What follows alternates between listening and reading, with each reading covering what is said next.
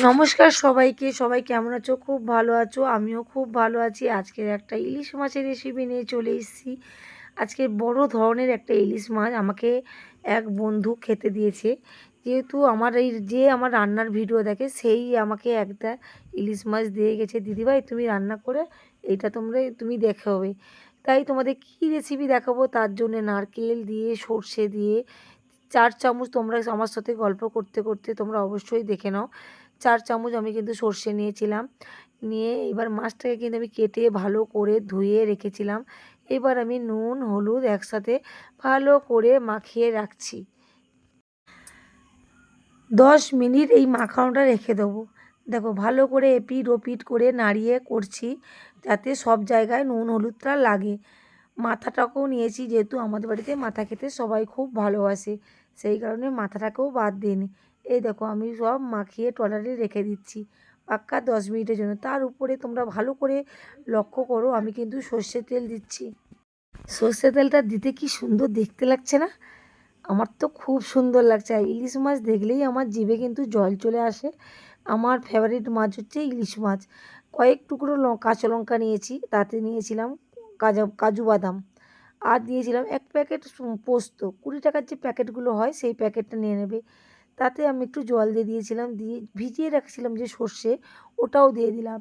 এবার দিয়ে দিলাম নারকেল কুড়োটা একসাথে দিয়ে। আজকের একটু অন্য ধরনের রেসিপি করব। সব সময় তো সর্ষে কাঁচা লঙ্কা দিয়ে তোমাদেরকে দেখাই, আজকে ভাবলাম একটু নারকেল দিয়ে খাই। যেহেতু ইলিশ মাছটা বড় ধরনের দিয়েছে, সেই কারণে একটু বেশ, আর এবছর বড় ইলিশ মাছ আমাদের বাড়িতে খুব একটা আসেনি।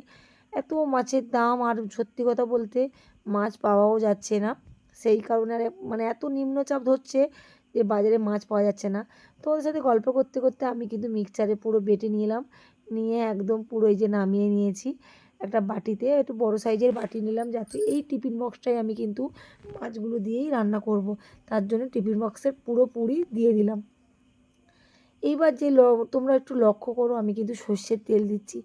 এই মাছটা যেহেতু কাঁচা রান্না হবে, সে তো কাঁচার মতনই রান্না হবে। আমি একটু ইলিশ মাছ একটু কাঁচা বেশি খেতে ভালোবাসি। ভেজে খেলে কোনো টেস্ট থেকে কাঁচা রান্না করার টেস্টটা সম্পূর্ণ আলাদা। তাতে সর্ষের তেলটা দিয়ে ভালো করে নাড়াচাড়া করে নিয়েছিলাম। তাতে সামান্য হলুদ, যেহেতু মাছেও হলুদ মাখানো আছে, তোমরা স্বাদ মতনই দিয়ে দিও। আমি তার মধ্যে দেখো মাছগুলো একে একে দিয়ে দিচ্ছি। কী সুন্দর দেখতে লাগছে দেখো। এখনও কিন্তু রান্না হয়নি, মনে হচ্ছে যেন রান্না হয়ে গেছে। আমি কিন্তু দই দিইনি, দই দিতে ইচ্ছে ছিল, কিন্তু দই আনার লোক ছিল না বলে দইটা দেওয়া হয়নি। যাই পারুক, এটাই অনেকটা সুন্দর লেগেছিল। তার উপরে আমি কয়েক টুকরো কাঁচা লঙ্কা দিয়ে দিয়েছিলাম, যেহেতু আমরা একটু ঝাল খেতে বেশি ভালোবাসি। তোমরা যদি ঝাল কম খাও তাহলে তোমরা দিও না। এবার দিয়ে দিলাম কালো জিরে। একে একে আমি সব কিছুই দিয়ে দিলাম। হ্যাঁ, আমি কিন্তু নুন দিয়েছিলাম, তোমাদের দেখাতে ভুলে গেছি। এইবার আমি আস্তে আস্তে চাপা দিলাম। নুনটা কিন্তু তোমরা স্বাদ মতনই দিও, কারণ মাছে যেহেতু আমি নুন মাখিয়ে রেখেছি। টিফিন বক্সটা আস্তে করে লাগিয়েছি, যেহেতু টিফিন বক্সের উপরে ঢাকনাটা নেই, আর যে কোনো মুহূর্তে খুলতে পারবো না, এই কারণে। আমি এই গামলিতে একটু জল নিয়ে নিয়েছিলাম, যেহেতু করে গ্যাসে বসাবো। আর গ্যাসে অনেকক্ষণ বসিয়েছিলাম, পাক্কা আধ ঘন্টা, ঘড়ির কাঁটা দেখে আধ ঘন্টা বসিয়েছিলাম। জলটা উপরেই ছিল, ফুটে ফুটে একদম নিচে নেমে গেছে। এইবার যেটা করব, একদম গন্ধে তো ঘর একদম মোমো করছে। আমার তো বেশ দেখতে লাগছে, একদম নতুন ধরনের রেসিপি, কোনো দিন ট্রাই করিনি, এই ফার্স্ট ট্রাই করলাম। কিন্তু সত্যিকারে ভাবতে পারিনি এত সুন্দর লেগেছিল। ইলিশ মাছের তরকারিটা আমি 2 দিন ধরে খেয়েছিলাম। এই তরকারিটা এতটাই সুন্দর লেগেছিল, পুরো নারকেলে দিয়ে।